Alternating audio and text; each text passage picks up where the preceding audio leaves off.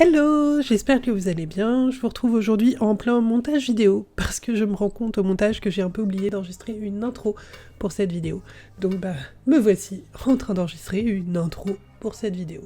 Et donc aujourd'hui, on se retrouve pour un petit speed paint un petit peu rapide, mais pas tant que ça non plus, ça m'a quand même pris une journée, mais surtout avec un thème un petit peu mignon, frais, léger, tout ça, parce qu'en ce moment on en a bien besoin, enfin je sais pas vous, mais moi j'en ai bien besoin, et du coup, c'est parti pour la vidéo.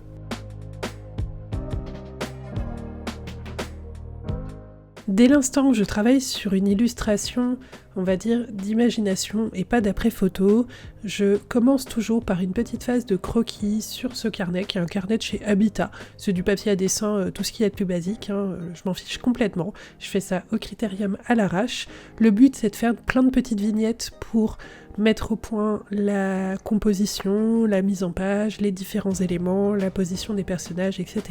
Et ensuite de faire un crayonné très rapide, mais un tout petit peu plus poussé, juste pour bien fixer tout ça avant de dessiner sur mon papier aquarelle, parce que j'essaye au maximum d'éviter d'avoir plein de couches de crayons que je vais gommer sur le papier aquarelle, parce que ça va écraser le grain et ça va en changer la texture, et du coup après la phase de peinture se passe un petit peu moins bien. Et une fois que j'ai une esquisse qui me convient, il me suffit de la reproduire sur mon papier aquarelle et je sais exactement où je vais.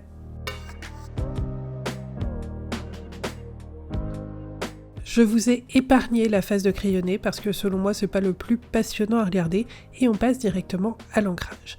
Avant de mettre à l'ancrage, j'ai légèrement effacé mon crayonné pour qu'il soit un petit peu plus transparent à la gomme mie-de-pain. Ça me permet de mieux voir là où j'ai ancré et là où il n'y a que du crayon.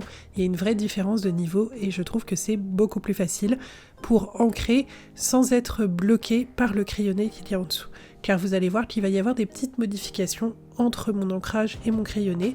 À l'ancrage, je vais mettre plus de détails que je n'avais pas forcément prévu par exemple, et je vais corriger des petites choses qui ne me convenaient pas complètement dans le crayonné. J'essaye vraiment de faire en sorte que mon ancrage ne soit pas juste une recopie exacte de mon crayonné, mais de faire quelque chose qui soit dynamique, qui soit un petit peu vivant. C'est ma façon d'éviter que l'ancrage soit trop rigide et que ça fasse trop page de coloriage. Mon but, c'est vraiment d'avoir quelque chose qui est un petit peu une patte, une sensibilité, et c'est pour ça que j'ai tendance, plus le temps passe, à faire de moins en moins de crayonnés détaillés et à faire des choses un petit peu plus floues et approximatives que je vais ensuite venir figer à l'encre, mais toujours en le redessinant pour que chaque étape permette d'améliorer le dessin à chaque fois et pas juste de recopier le travail qui a déjà été fait. Je cherche toujours à trouver cette espèce de saint graal qui est l'équilibre entre un dessin qui est entre guillemets juste, donc dont la perspective est cohérente on va dire, et un dessin qui est un petit peu dynamique et sensible.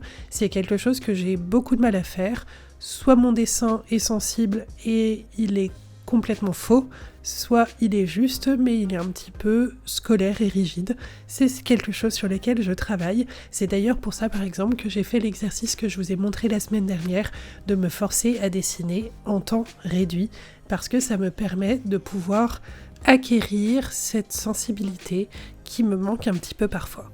Après avoir éradiqué les traces de crayon, je reviens avec un stylo un petit peu plus épais pour pouvoir hiérarchiser un petit peu les éléments parce que juste à présent j'avais quasiment tout fait avec la même épaisseur de stylo et là le but c'est de faire ressortir un petit peu les différents éléments entre eux, d'avoir vraiment des différences de plan et de faire ressortir les éléments importants, c'est-à-dire à mes yeux les personnages.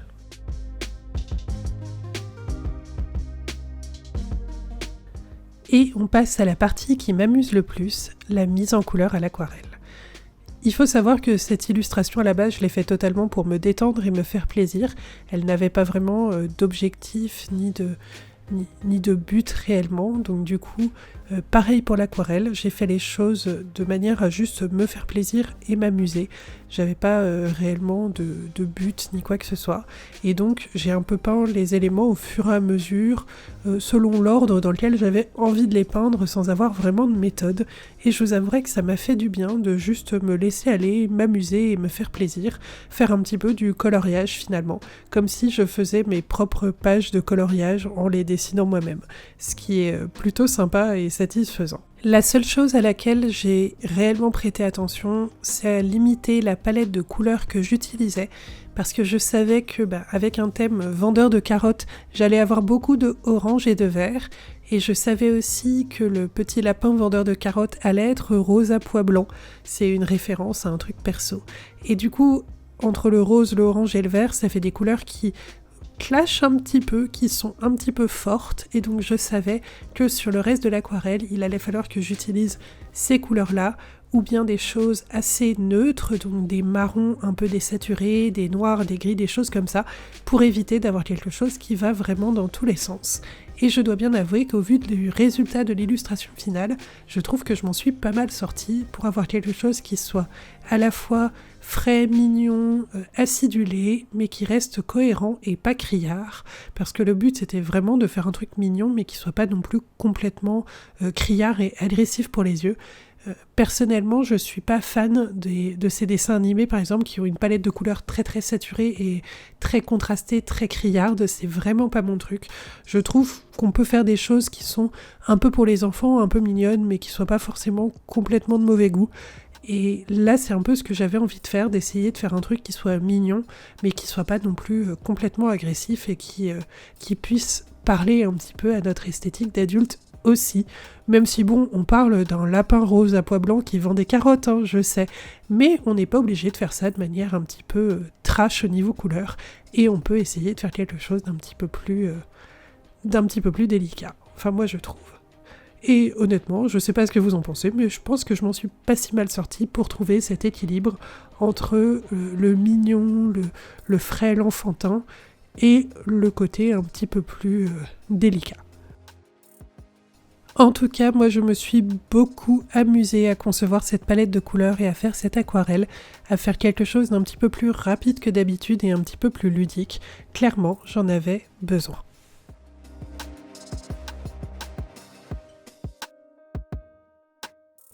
Comme toujours, lorsque je fais de l'aquarelle sur une illustration un petit peu détaillée comme ça, je reviens par la suite avec du stylo pour redonner un petit peu de définition à certains éléments. Et j'utilise du stylo noir mais aussi du stylo blanc pour pouvoir apporter un petit peu de lumière par endroit. On pourrait dire que c'est un petit peu triché et que la façon académique d'utiliser l'aquarelle ce serait de garder le blanc du papier pour faire ces petits éclats de blanc. Mais là encore, le but ici c'était de me faire plaisir et de m'amuser, donc l'académisme, on s'en fiche. Et je viens aussi, avec des crayons de couleur et des feutres Crayola, apporter un petit peu de nuance à certains endroits, des petites variations, des ombres, des choses comme ça, pour un petit peu renforcer le travail que j'ai déjà fait à l'aquarelle. Je trouve cette phase hyper satisfaisante parce que je trouve que c'est vraiment le moment où le dessin devient une illustration et où il prend son éclat finalement. Et une fois que j'ai terminé, je viens enlever le scotch tout autour et une fois que je n'ai plus l'impact visuel du scotch, je vais venir faire quelques dernières petites corrections, car personnellement, le côté coloré du scotch que j'utilise, c'est vachement mignon en vidéo, mais ça perturbe un petit peu ma vision, et le fait de le retirer, ça me permet de voir un petit peu les choses qui ont besoin d'être rééquilibrées ou bien complétées.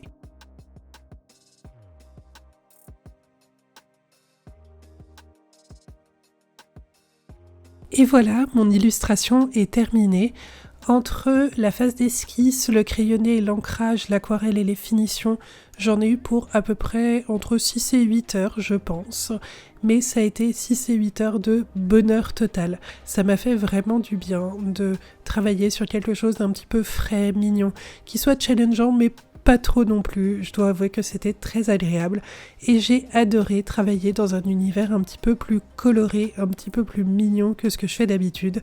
Et du coup, si jamais vous avez un projet de livre pour enfants pour lequel vous cherchez un illustrateur, je fais un petit appel du pied à l'univers parce que on sait jamais. Je vous avouerai que raconter des histoires c'est pas ma spécialité et donc du coup j'adorerais illustrer un livre pour enfants mais j'ai pas d'histoire dans la tête. Donc pensez à moi. En tout cas, merci d'être arrivé jusqu'ici, j'espère que la vidéo vous a plu et qu'elle vous a intéressé. Si vous avez des questions, vous pouvez les laisser en commentaire, j'essaye de répondre toujours à tout le monde, même si parfois ça me prend un petit peu de temps. Vous pouvez aussi vous abonner à la chaîne si ce n'est pas déjà fait, je poste tous les vendredis à 18h, et vous pouvez me laisser un pouce vers le haut si ça vous a plu, ça me fait toujours très plaisir. Quant à moi, je vous dis à très vite sur les réseaux sociaux, et pour une prochaine vidéo. Salut!